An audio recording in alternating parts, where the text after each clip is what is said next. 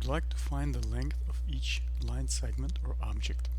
So for the first example, we need to find the length of EF. So as you realize, as you can see here, there's also a ruler that you can use to find the length of EF.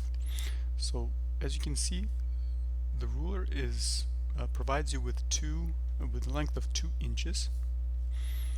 Okay, and E starts from 0, and F is aligned well with this small tick, right? And we need to see what that tick represents in terms of how far it gets from 0. Right, so we know that 1 can be divided into 2 parts, right? Because 1 takes how many small ticks? It takes 4, 8, 12, 16, right? So 16 ticks. So 1/2 of 1 is 8 ticks, right? So that means 8 ticks are added to 1 here, right? So we can say 1 for sure, and then 8 ticks, and then 3 more, right, to get to F. 8, 9, 10, 11, right?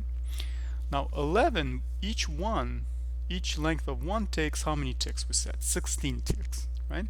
So we have to indicate this as a fraction 11, right, because it takes 11 more from 1, divided by 16,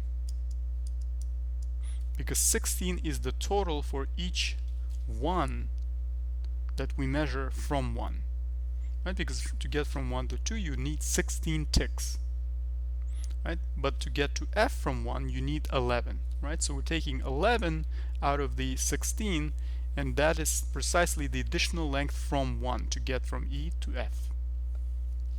So this is the length, and don't forget the units, inches. That's the answer. Now the next part is similar. We're going to use the ruler. And as you can see, it aligns with a small tick there and starts from 0. So each centimeter can be divided in half.